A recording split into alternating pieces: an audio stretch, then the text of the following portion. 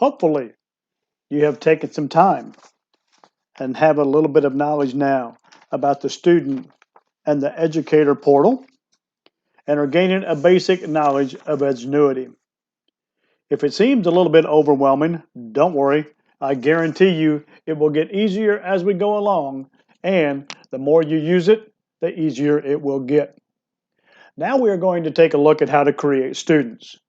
Creating students is very important because if they do not have an account, then they can't work. So what we are going to do here is we are going to go to Students, and we are going to go to Manage Students. Once again, this will give us a listing of all students who are enrolled in the Greencastle Community School Corporation Edgenuity program. But up here in the upper right-hand corner, if you notice, there is a tab that says Add Student. This is what you would want to click every time you are ready to add a brand new student. So if we click Add Student, you come to this secondary page. Here is where you will start putting in the information. You're going to put in the student's first name. I never use their middle name, their last name. If Corey is not successful in merging our accounts, you will give them a username and a password. I suggest you make this password something that is easy. I use their birth date. That way, if I ever have to log in at that student, then I can look up their birth date and I can log in as that student. If you put in a username and it has already been utilized, Edgenuity will tell you so, and they will give you suggestions of usernames that have not already been used. External student number, we don't have to worry about it. Scrolling on down, if you know their grade level, you can put in their grade level. Status is always going to be active. Once again, I would put their birth date in here, and the start date is the day that you start them on Edgenuity. If there are any notes that you want to add, maybe they have an IEP, maybe mom or dad needs some information, anything that you need here that would help you recognize that student or maybe some special needs that student has, you can put in the notes. The demographic data, I do not use. Maybe I will put in the male or female, but outside of that, I put nothing. Also, I do not put any educational background in there.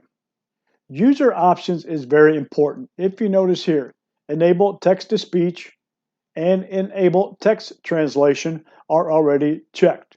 Edgenuity does have a built-in text-to-speech, and it also has a built-in text translation. So if English is not the student's first language, they can translate into their native language. I also click Require Student to watch the orientation video. There are two very good, very short orientation videos that if you click this, the student will be forced to watch them before they can start in their program. I highly recommend that you check that and have them watch the videos. It eliminates a great deal of questions. I always put in their contact information: street, city, zip, phone, if they have an alternate phone, and this would be their school generated email. Parent and guardian contact information. I always put that in. First name, last name, and the parent's email. You can click here, Email Progress, and check how you want it to do so.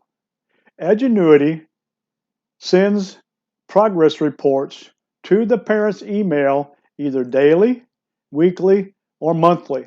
I do weekly, and every Monday morning, the parent receives a progress report on what their student did the previous week. Eliminates a lot of questions.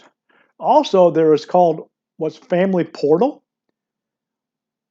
Most of the time, I do enable Family Portal. You just have to email the parent the activation code. We're not going to go into Family Portal in great detail. There are knowledge articles in the support site. that will really explain Family Portal better than I can. And then you save parent guardian. Many times you're going to get an error message when you save the parent and guardian. It will state that they're not in the bank. That's fine. Go ahead and click OK. And then you add the student. It's that simple. Once you have the student entered and they have done some work, a couple things that are very important. If you scroll up on their name, again, I have mine here. I can view the courses that the student is enrolled in. So if I click View Courses, it's going to bring me to this page. And again, here, English 11A, English 11A Credit Recovery, and my Accuplacer course. Here are stuff that we will go over later. Add a course, debutable, complete, customize, edit options, retakes, etc. And session log. If you want to look at an individual student's session log, you can do so. And again, for me, I have not used my student account for a long time. So you can see this week, I have been on 4 times, for a total of 17 minutes.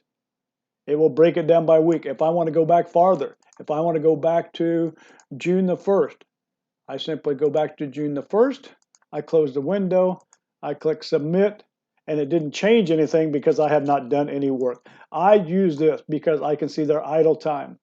I can see how much time they were on. It is a great report, especially if you are talking to a student or a parent and they say, well, my student was on for 2 hours today. You can say, yes, they were, but they were idle for 25 minutes. So again, this session log is very, very important. I think it is very wise for you to really dissect and learn this session log because it will save you a lot of headaches in the future. I can also get the progress report right here. Again, mine's going to look pretty bad because I have not done anything, but if I click on progress report, it's going to show me the progress of the courses that I have in my queue right now. You can see on the English 11A, my overall grade is an 87.5%. That's what this green graph shows right here. My target completion should be 55.9%. I am 2.3% complete. So you can see that my graph is red. There's my start date, my end date. Here are the number of hours and minutes remaining for me to complete the course, and then a breakdown of what I have completed. You can also do a printer-friendly version if you want to print this and give it to a student. We are now going to take a look at how to assign and complete courses. There are many ways to do this, but I'm actually going to show you what I think is the easiest. So, from your educator portal, if you go to Students, Manage Students, and find the students you want. Again, I'm going to use my educator account, my student account. So, if I click on my name, it is going to bring me to this page. Should look a little bit familiar. Right here, I am going to add a course. So if I click Add Course, it's going to bring me to this page. And just for the heck of it, I'm going to add the first course here, Introduction to Information Technology. I click the radio button. I click Add Selected Courses. It's going to ask me if I want to add this course. If I do, I click Submit. And my courses were added successfully. And I'm going to go back to Courses. And now, under my queue, you see the Introduction to Information Technology. If for some reason we need to remove a course from a student, we could do the same thing. Click on the course, At this point, we are going to disable the course, and it's going to ask me why. And I'm simply going to say that it was the wrong class. I'm going to click OK, and now it is gone.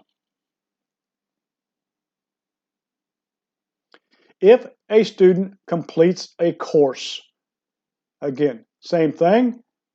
You click Complete, and it's going to ask me if I want to do this, because once you complete the course, the student no longer has access.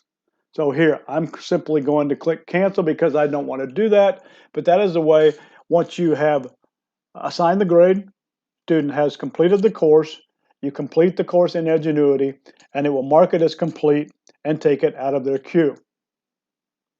One other thing you can do is you can customize a course.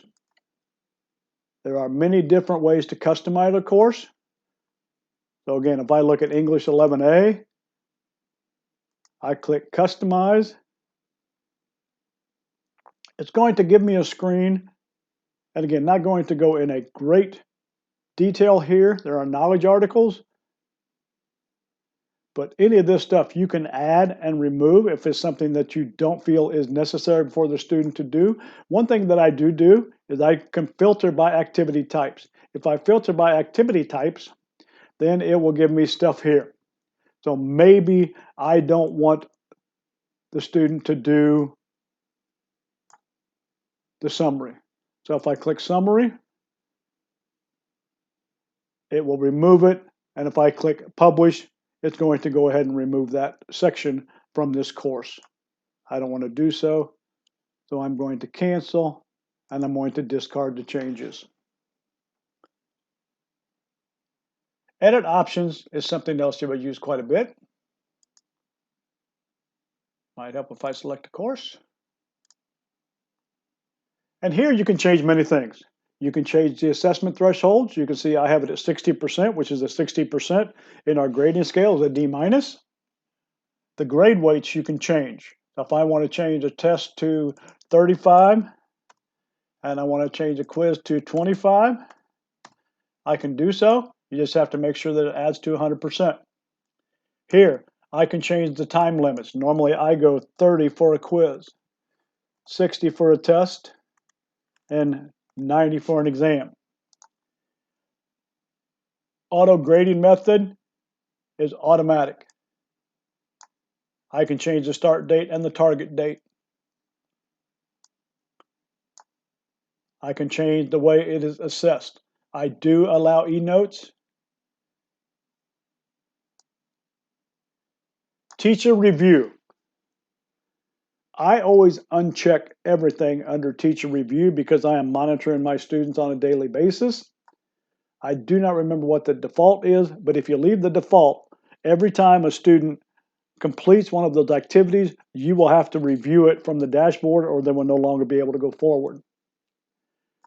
Guided notes is something new to Edgenuity. We'll go over that later.